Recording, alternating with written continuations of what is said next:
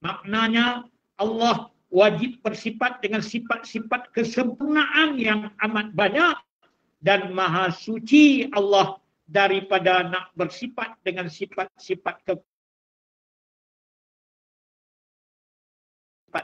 kekurangan itu. Baik, mari kita baca bagaimanakah penerangan yang dibuat oleh Imam Al-Ghazali di dalam kitabnya berhubung pencucian bagi zat Allah daripada sifat-sifat kekurangan ini. Sesungguhnya Allah bukanlah fizik yang dibentuk. Maksudnya kita kena jelas faham Allah itu bukan merupakan jirim yang dibentuk ataupun Allah itu tak serupa dengan makhluk ini kerana makhluk ini semua dipanggil jirim. Apa makna jirim? Benda yang mengambil kawasan, benda yang mengambil tempat, benda yang ada tetapi baharu ia. Allah bukan jirim. Dan Allah tidak mempunyai bentuk dan Allah tidak mempunyai rupa. Maha suci Allah daripada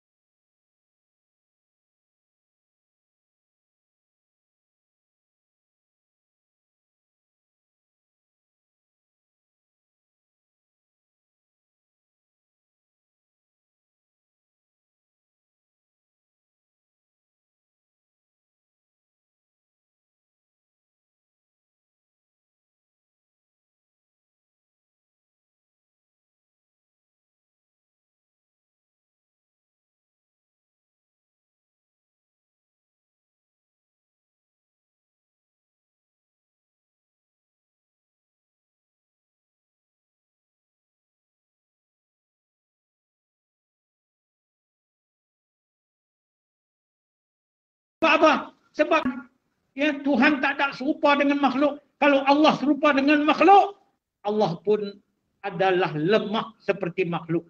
Betul tak? Kita lapar. Betul tak kita lapar? Pelan-pelan. Nanti orang jauh-jauh mendengar, "Ui, kuatnya." Suara anak-anak tarbiyatun nisa. Baik. Jadi maknanya Allah ini tidak ada kekurangan bagi dia. Sebab tu dia bukan rupa dengan makhluk ini. Ya, dia satu-satu yang lain daripada makhluk. Baik. Dia bukanlah kebendaan. Maknanya Allah ini bukan jenis macam benda-benda. Sama ada benda itu yang boleh dibelah bagi seperti kita sebutkan jisim, seperti contohnya batang kayu atau batu atau tubuh manusia. Juga dia bukan benda yang halus seperti kuman yang tidak nampak. Tidak. Sebab kuman yang tidak nampak juga merupakan dirim yang mengambil tempat. Allah bukan begitu. Tak ni ingat, Allah pun macam kuman pun tak nampak. Tidak. Allah tidak serupa dengan sesuatu. Dan tidak ditempatkan oleh tempat. Maknanya Allah bukan bertempat. Bukan bertempat di atas, di bawah. Jangan kata Allah duduk atas langit. Faham atau tidak? Allah tidak bertempat. Yang jenis bertempat itu semua makhluk. Bulan bertempat di atas. Matahari bertempat di atas. Kerbau bertempat di atas kan di bawah?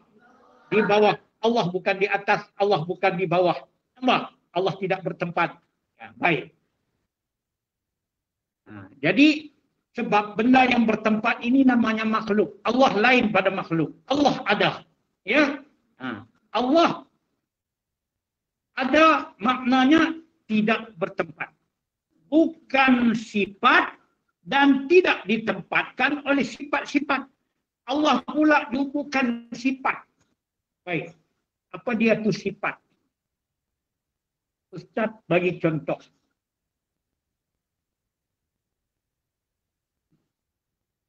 Allah bukan sifat. Sifat ini contoh di sini. Ini warna apa? Putih, kuning pula dah. Ini putih lah, kata putih lah. Nah, ya. Warna apa? Putih ini sifat. Benda ini tisu. Tisu ya. Tisu. Tisu benda. Sifat pada tisu ialah putih. Faham? Jadi, benda yang duduk di tisu ini, yang warna putih ini namanya sifat. Sifat dia kena tumpang di tisu. Faham? Hitam dia tumpang di kain. Faham?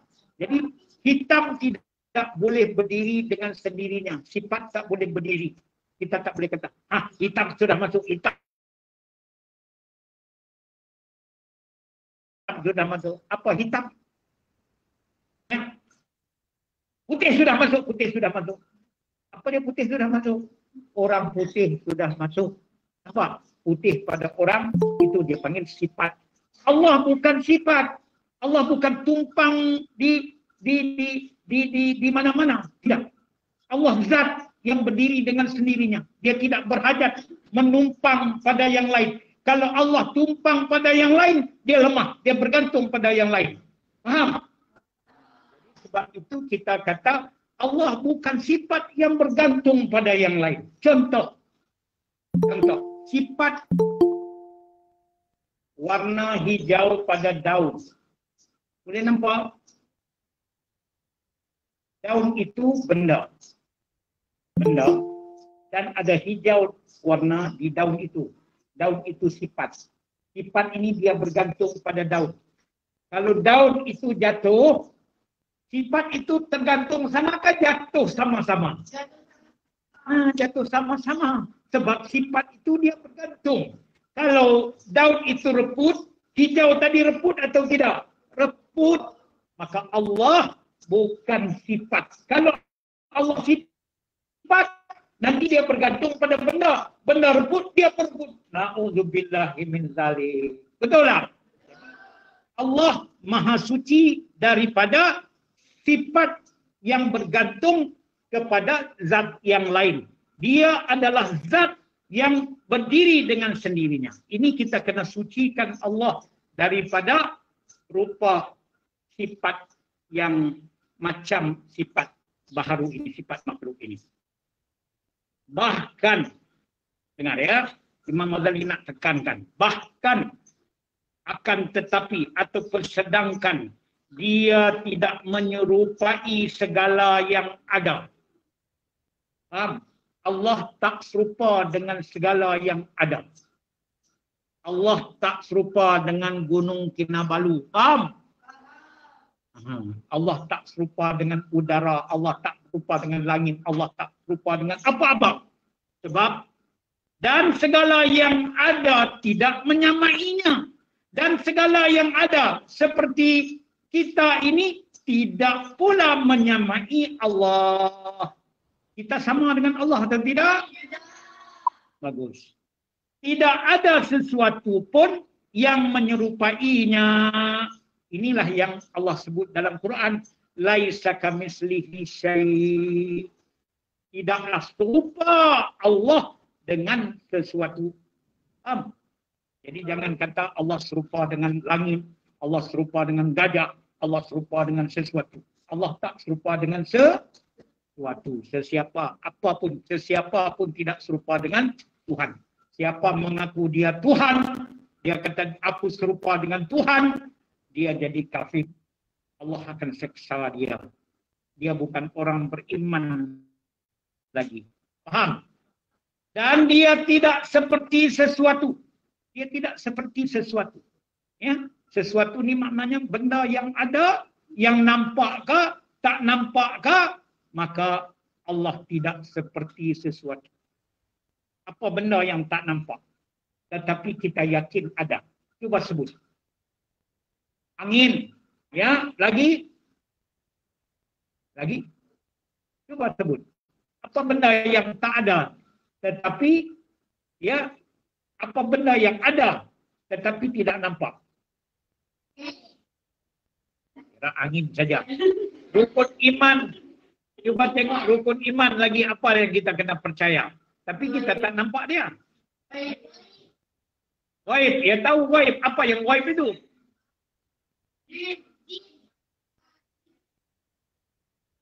Bagus. Maknanya malaikat ada, tapi tak kita nampak. Adakah Allah macam malaikat? Malaikat itu makhluk yang Allah cipta dia. Allah Tuhan. Siapa buat Allah? Tiada, bagus. Allah ada sendiri-sendirinya. Faham? Siapa buat malaikat? Allah. Baik, faham ya? Jadi maknanya semua yang ada pembuatnya, melainkan yang tidak ada pembuatnya ialah Allah. Allah ada sendiri-sendirinya. Dia tidak dibatasi oleh ukuran. Allah ini tidak dibatasi oleh ukuran. Maknanya Allah ini besar, 5 kilometer. Tiada. Allah ini tinggi. Tiada ukuran dia. Tiada ada batasan dia. Allah bukan benda yang boleh diukur begitu. Tidak tercukup oleh wilayah. Maknanya Allah ini bukan duduk di kawasan sini, di Sabah. Ataupun Allah bukan duduk di sekitar Mekah. Yang duduk-duduk di sana itu ya jenis bukan Tuhan. Yang duduk di sana itu makhluk. Unta. Unta duduk di mana? Di padang pasir. Itu yang itu semua makhluk. Dia tidak dibatasi oleh ukuran, ya. Dia tidak dibatasi oleh ukuran, tidak tercukup oleh wilayah, tidak dikelilingi arah. Ya, tidak dikelilingi arah. Allah ni bukan dikelilingi oleh timur, barat. Okay. Jangan kata Allah duduk di barat, Allah duduk di timur, Allah pergi jauh sampai ke timur, ya, tinggal barat. Tidak begitu. Yang pergi arah ke timur itu makhluk. Angin pergi ke arah timur. Malaikat pergi arah timur. Faham? Allah bukan jenis pergi ke timur, pergi ke barat. Tiada dilingkupi oleh langit. Jangan pula kata, oh Allah duduk di sana. Langit di atas dia. Dikelilingi langit. Allah duduk di tengah-tengah. Jangan kata begitu. Itu juga jenis bulan, bintang, matahari macam itulah. Allah bukan macam itu.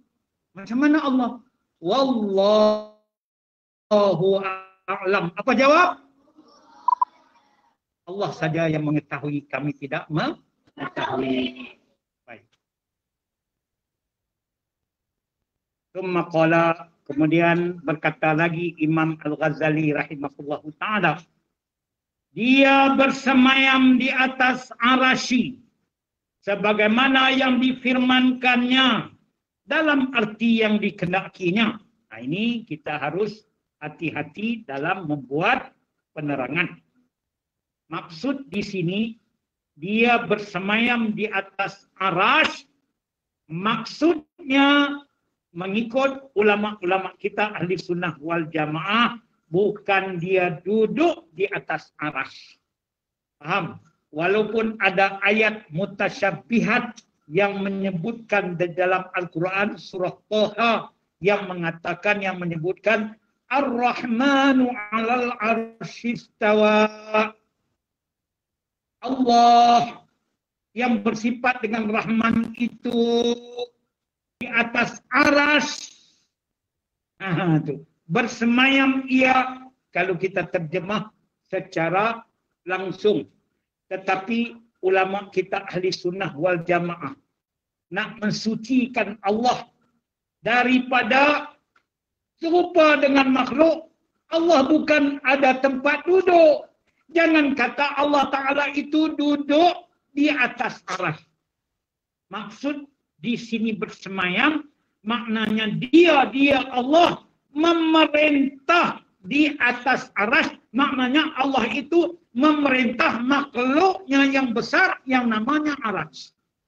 Allah berkuasa atas makhluk yang bernama arasy. Tahu arasy ini di mana? Nah, arasy ini di langit. Mana? Di langit. Masa Isra Mi'raj Nabi kita Muhammad sallallahu alaihi wasallam ya ditunjukkan akan arasy itu, ya, di atas langit ketujuh sana. Arasy ini besar. Nabi sallallahu alaihi wasallam membuat perbandingan arasy ini dengan bumi. Bagaimana besar arasy dengan besar bumi? Makhluk yang paling besar arasy. Ya, pada masa ada 4 malaikat yang paling besar menanggung arasy ini. Malaikat yang paling besar menanggung arasy ini.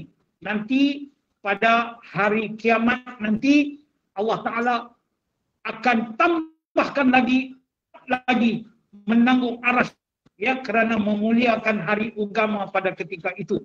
Maka Nabi ceritakan buat perbandingan dengan bumi ini begini ceritanya. Arasy umpama padang yang besar, luas, macam stadium besar padang itu. Bumi ini umpama satu bentuk cincin yang duduk di tengah-tengah padang.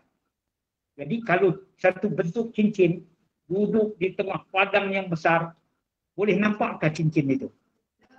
Tidak. Maknanya bumi yang besar ini berbanding dengan arasy umpama cincin dengan padang yang luas. Nampak? Besar dan arasy besar. Jadi siapakah yang memerintahkan arasy, yakni yang menjadikan arasy, yang menjaga arasy itu? Maka yang menjadikan arasy ini Allah. Siapa yang memerintah dia, yang berkuasa atas arasy itu? Allah.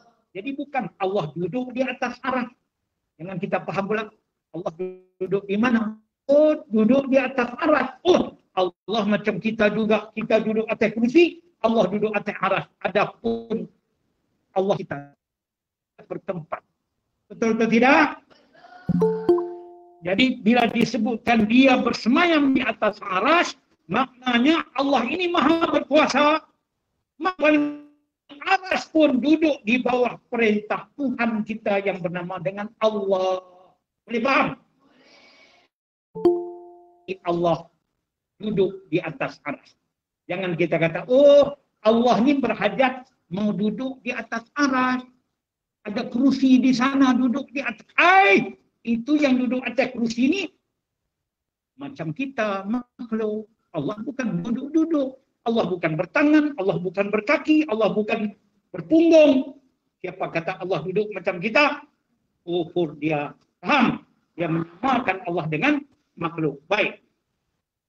Jadi dia bersemayam, yakni dia memerintah akan makhluk yang bernama aras. Sebagaimana difirmankannya di dalam Al-Quran, Ar-Rahmanu 'alal 'arsy istawa. Ulama kita kata Allah itu di atas aras memerintah ia. Jadi itulah ulama kita kata, ya, maksudnya Allah yang berkuasa, ya, atas makhluk yang bernama aras itu. Itulah arti yang dikehendakinya. Ya, ada orang yang kata Allah itu duduk di tempat atas aras. Saya nak tanya anak-anak yang cerdik-cerdik di sini. Aras itu makhluk-kah Tuhan? Dia baharu kah? Dia qadim? Andai anak-anak tarbiyat nisa ini. Bila dia baharu, Allah itu qadim kan? Jadi macam mana Allah itu qadim mau duduk di atas tempat yang baru? Kalau dulu-dulu Allah duduk atas apa? Sebelum Allah ciptakan aras. Betul atau tidak? Allah tidak bertempat. Jangan kata, oh Allah ini tempat duduknya aras. Kalau begitu aras ini baru ada saja. Betul atau tidak?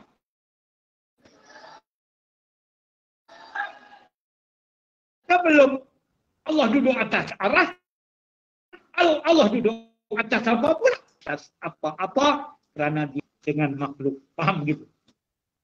Bersemayam yang disucikan dari bersentuhan. Bila kita kata Allah ini, maksud kata istawa ini, dia memerintah di atas aras. Bukan dia duduk di atas aras itu. Dia memerintah macam sultan kita yang di Pertuan Agung bersemayam, ya, maknanya memerintahkan oleh Duli Yang Maha Mulia Sri Paduka Baginda yang di Pertuan Agung akan negara kita dan rakyat ini semua agung yang merintah. Betul atau tidak? Betul. Bukan dia duduk di atas kita. Dia duduk di istana sana. Dia makhluk. Ya, dia Tuhan. Dia ini Allah. Allah bukan duduk tempat macam agung duduk. Tapi maksud kata memerintah ini berkuasa. Allah berkuasa atas semua makhluk. Termasuk aras. Agung berkuasa di atas pemerintahan rakyatnya. Maknanya dialah yang tolong tengok kita, susah payah kita, suruh kerajaan bantu-bantu kita, sakit-sakit demam kita, bina hospital, bina jalan, macam-macam. Itu maknanya memerintah.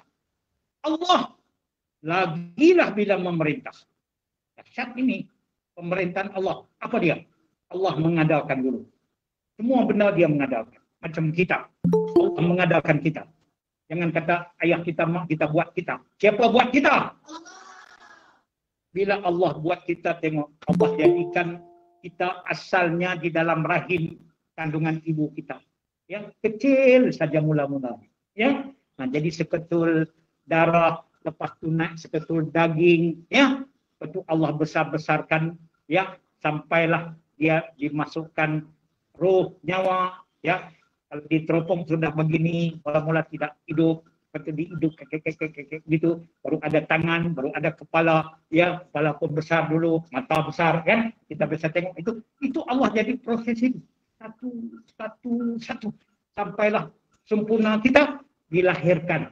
Bila dilahirkan, ya, kita sudah senyum-senyum, pandai-pandai cari mata begini-begini ya. Itu. Tapi masih tidak pandai lagi. Jumpa apa-apa pegang, makan. Berak-berak pun makan juga ya. Sebab kita belum pandai. Allah pandaikan kita. Lepas itu cerdik, pandai bercakap. Itu proses itu berkuasa memerintah Allah atas kita. Ya, jadi kita, dia besar kita, dia pandai kita, dia sehat kita, dia tinggikan kita dengan ilmu, dia cantikkan kita. Itu semua proses memerintah Allah atas kita. Faham tak tidak? Begitu juga Allah menciptakan makhluk yang lain termasuk aras. Aras Allah buat dia, Allah menjaga dia, Allah melindungi dia. Macam kita, Allah melindungi kita. Begitu. Lepas ni Allah mematikan kita. Lepas Allah mematikan kita, Allah menghidupkan kita semula. Di mana? Di akhirat. Kemudian Allah menempatkan kita ya pada surga yang mulia ya dengan kehidupan yang kekal abadi di sana. Itu maknanya Allah menjaga memerintah kita. Kena faham ya? Jadi Maha Suci Allah yang nak duduk di atas suatu benda, termasuklah duduk di atas aras itu. Jadi bila kata bersemayam, bukan duduk bersentuhan macam kita ni. Kita kalau duduk, punggung bertemu dengan kerusi. Faham? Ini makhluk. Ya, zat Allah bukan macam kita. Ya, baik. Sambung lagi.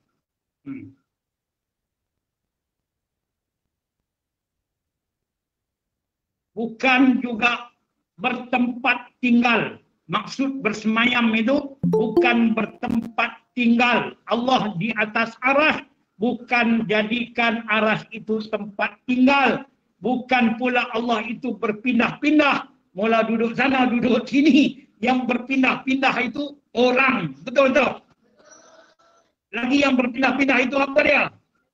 Haiwan. Lagi hantu pindah tak? Hantu. Pindah juga kan. Mula dulu di sini banyak hantu. Sekarang bila Tarbiyatun Nisa datang, dia lari ke belakang dulu sana, tempat Ustaz pula. Ya, sini tidak ada lagi. Faham? Hantu berpindah-pindah. Tuhan berpindah. Ya. Dia tidak dijunjung oleh arasi. Jadi maknanya di sini dia ini bukan duduk di atas aras. Ya, Allah bukan duduk atas aras dan Allah bukan dijunjung oleh aras. Yang dijunjung oleh aras ini makhluk, ya. Saya dijunjung oleh kursi ini. Ya. Itu. Bahkan arasi dan para malaikat yang menjunjungnya berada dalam kelembutan kekuasaannya. Allah tidak dijulang oleh makhluk. Malah Allah lah yang menjaga makhluk ini dengan kelembutan kuasanya. Allahu Akbar. Boleh bayang tak kelembutan kuasa Allah. Masya Allah. Allah jaga kita dengan kelembutan rahmat dia. Faham? Ya, Allah datang kita malam kita tidur. Ya. Kemudian ruh kita ya keluar, kemudian ruh kita berada balik masuk. Pagi tadi berjaga, alhamdulillah, dengan kelembutan Allah kembalikan ruh kita. Kalau tidak kembalikan ruh kita, semua keras itulah kita hari ini. Hari ini kita duduk sibuk mengaji, ada orang semayangkan kita, mandikan kita, betul tak? Tidak, Allah belaikan kita lagi dengan nyawa kita begini. Darah kita berjalan elok, perut kita pun sudah dikenyangkan. Allah cantik oksigen sampai di kepala. Kalau oksigen tak sampai kepala, kita pingsan tiba-tiba. Tidak. Kelembutan rahmat Allah ini menjaga kita semua. Begitu juga kelembutan rahmat ini Allah menjaga para malaikat. Allah menjaga arasnya. Makhluk-makhluk lain begitu juga lah. Ayah kita, ibu kita. Semua dijaga oleh kelembutan rahmat Allah, kekuasaan Allah. Itu kita kena faham begitu ya. Dan tunduk dalam genggamannya, genggaman Allah. Maknanya kita semua ni Allah Ta'ala bagi kekuasaan. Allah Ustazah pula ke depan. Jadi maknanya kita di bawah kekuasaan Allah, kelembutan rahmatnya, kelembutan kasih sayangnya dalam kawalannya. Genggaman ni jangan kata, ui, Allah genggam kita, tangan Allah bersakut, genggam kita ya. Kita genggam kecil-kecil. Kalau Allah punya genggaman, ui, bukan genggaman begitu. Maknanya kita di dalam kekuasaannya. Faham? Kalau Allah tidak ada kawalan genggaman ke atas kita, faham? Allah lupa kita, oksigen tidak sampai kepala, kita pingsan. Darah kita campur dengan racun, mati kita. Faham? Jadi ini Allah di dalam kawalan dan juga lindungan. Kita ini di dalam lindungan dan kawalan Allah. Ya, stabil kita. Ya, kita bangun sekejap lagi, kita nak bangun, kita boleh bangun sebab kita di dalam kawalan rahmat dan Allahnya. Genggaman ini maknanya kawalannya kawalan Allah. Maha suci Allah lemah. Kalau Allah lemah, dia lalai daripada kita, kita mati begitu saja. Betul? Matahari tak naik, bulan tak turun. Gelap. Ya, sepanjang. Tidak. Ada waktu malam, ada waktu siang. Siapa perlu waktu siang? Kerana itu sayur-sayur yang ditanam di tanah Tunisia itu memerlukan cahaya matahari. Ya, kalaulah tidak ada keluar matahari, mati pula semua itu. Bukan cakap itu, kita pun tak boleh hidup. Ya, jadi Allah kawal kita ya dengan pemerintahan Dia, dengan kawalan Dia. Allah berada di atas arasy dan di atas segala sesuatu, sehingga batas tanah teratas tidak menambah dekatnya dengan arasy dan langit. Jadi kita kena faham, Allah memerintah akan arasy dan juga memerintah akan bumi. Maknanya yang dikatakan batas tanah tadi ini, maknanya Allah, maknanya memerintah atas arasy dan atas segala sesuatu. Apa saja makhluk, Allah lah yang memerintah. Allah yang berkuasa dan tidak terbatas dan tidak menambah dekatnya dengan arasy dan langit. Bila kata Allah Ta'ala memerintahkan arasy, memerintahkan langit, bukan maknanya Allah dekat dengan arasy, Allah dengan langit. Sebab Allah bukan duduk di atas. Kalau Allah duduk atas, mungkinlah dekat dengan langit. Betul tak? Allah ini dekat dengan kita, dekat dengan segala-galanya. Dekat itu maknanya dekat bukan zat Allah dekat dengan kita. Bukan boleh dipegang-pegang. Dekat ini maknanya rahmat Allah dekat dengan kita. Kasih sayang Allah dekat dengan kita. Ilmu Allah, pengetahuan Allah dekat dengan kita. Allah tahu ni kita sedih ke? Atau Allah tahu ni kita sedang fikir apa ni? Sebab apa? Pengetahuan Allah dekat dengan kita. Bukan Allah diri yang boleh duduk bersebelahan kita. Allah tidak begitu. Faham? Bila kata Allah dekat dengan makhluk, lebih dekat daripada urat leher kita. Allah dekat dengan kita, lebih dekat daripada urat leher kita. Urat leher kita dekat tak dengan kita? Dekat kan? Allah dekat lagi. Dekat apa tu? Dekat ilmunya pada kita. Faham? Dia tahu kita habis ni.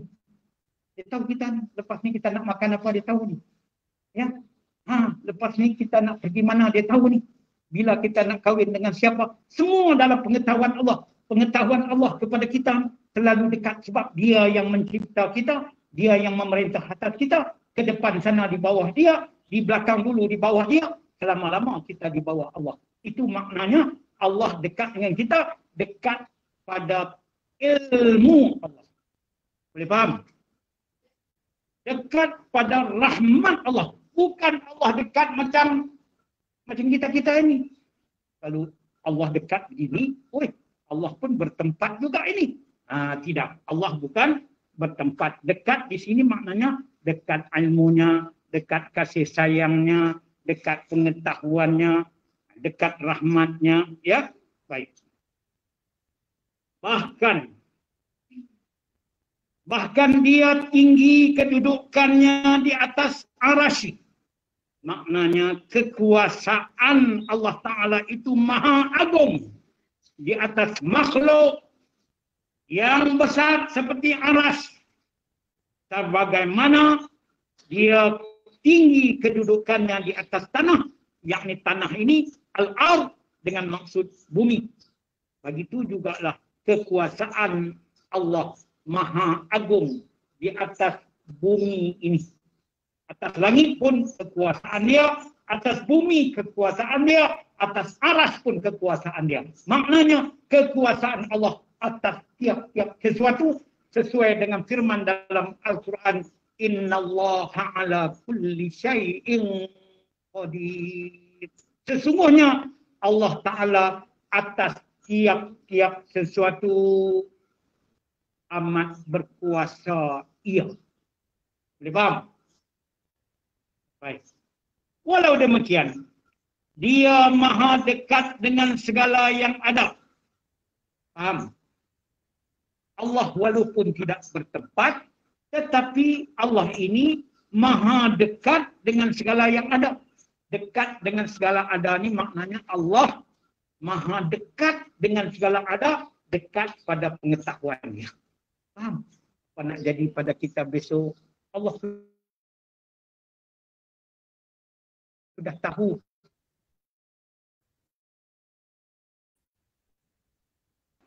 sangat dengan kita ini. Ya, tapi bukan maknanya zat Allah dengan zat kita dekat, tidak. Ya, tetapi dekat ilmu Allah dengan kita, dekat rahmat Allah dengan kita. Baik.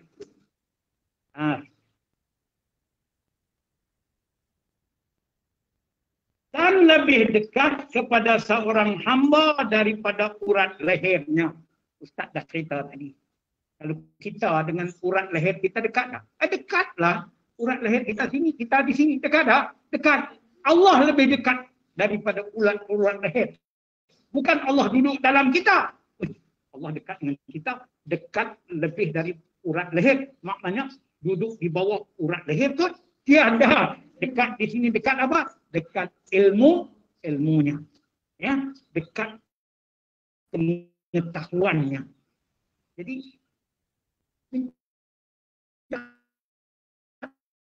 Allah,